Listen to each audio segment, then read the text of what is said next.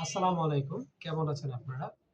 প্রতিদিনের মতো আজকে নতুন বিষয় নিয়ে কথা বলব না। আজকে বলবো আমার বাস্তব অভিজ্ঞতা থেকে মেডিকেল রিলেটেড একটা বাস্তব অভিজ্ঞতা।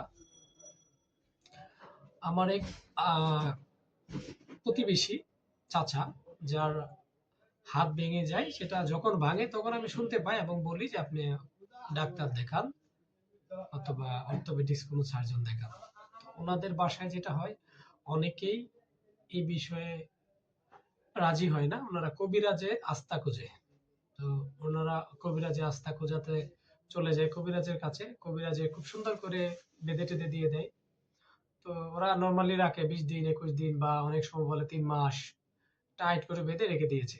তা ওনারটা যখন এরকম রেখে দিয়েছে, রাখার পরে আবার যখন খুলেছে দেখেছে যে প্রেসার দিয়ে যে হাড়টা জোড়া লাগেনি। তখন আবার আমাকে ফোন দিয়েছে। তখন আমি বললাম যে, "আগেই তো বলেছিলাম, তখন তো শুনলেন না। এখন তো বিষয়টা কমপ্লিকেটেড হয়ে গেছে।"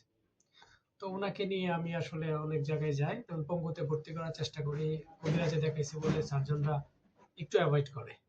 এবং পঙ্গুতে যেটা হয়, অনেক সিরিয়াস রোগী যেটা আপনার আ খুবই সিরিয়াস ইমার্জেন্সি কেস ওগুলা ডিল করে বেশি। কারণ ওখানে তো আসলে সিটটা ক্যাপাবিলিটি কম থাকে।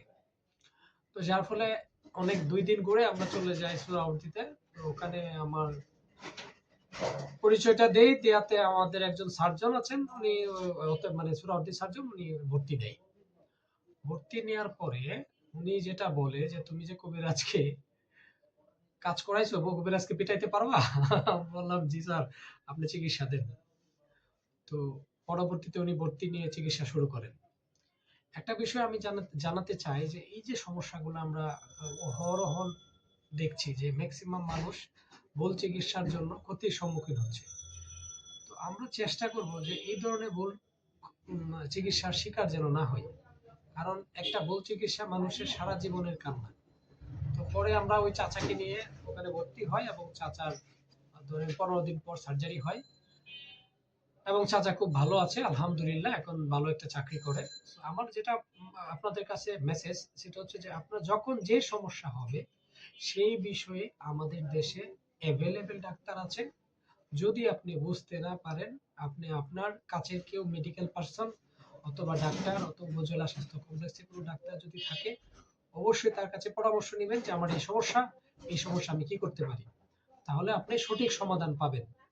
আর যদি নিজে, নিজে ডাক্তার হয়ে যান, কবিরাজের কাছে চলে যান, তাহলে আপনি ক্ষতি ছাড়া অন্য কিছু হবে না। সো সঠিক সময়ে সঠিক চিকিৎসা নিন, সুস্থ থাকুন। ধন্যবাদ। আসসালামু আলাইকুম ওয়া রাহমাতুল্লাহ।